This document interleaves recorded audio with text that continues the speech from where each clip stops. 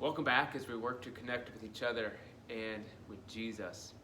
Last week, I talked about how Jesus tells us we're not to live for the here and now. We don't store up treasures for ourselves here on earth. We need to live generously.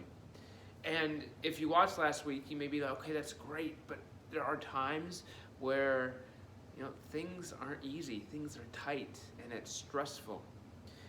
And Jesus doesn't call us to live on the edge at all times, but he does remind us that he is going to care for us.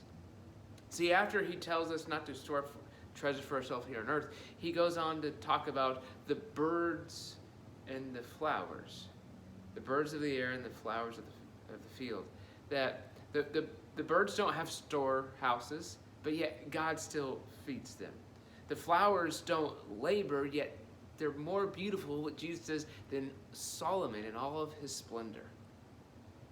See, God cares for creation. He cares for the birds. He cares for the flowers.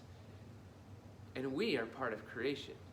But we are created so we can have a relationship with God. So if God cares for something like the birds and the flowers so specifically, how much more will he care for us?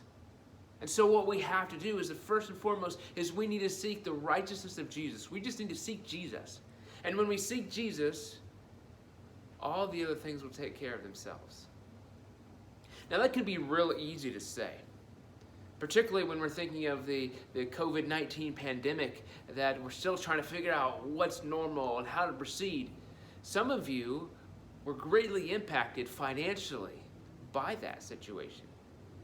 Others of you maybe weren't super impacted financially, but there was a worry that crept into your life. But regardless of where we are, Jesus tells us that we don't need to worry.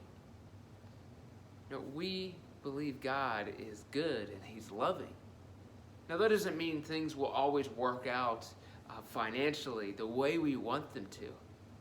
But when we look at the way that God cares for things like the birds and the flowers, how much more will God care for us?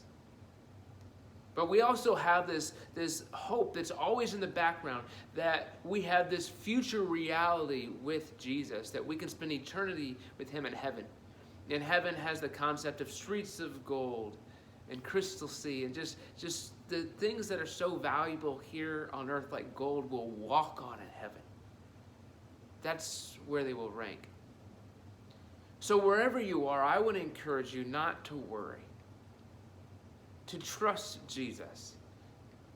Jesus came, lived a life, suffered, died, was crucified, not so that we would just live miserable lives, but so we could be free from the worries of this world. Because we know we have victory in Jesus. We know that Jesus has conquered sin and the grave and invites us to join in the victory with him. And through Jesus, we can have salvation. Wherever you are, I want to encourage you, don't worry, because Jesus is taking care of you. Stay connected to each other and with Jesus.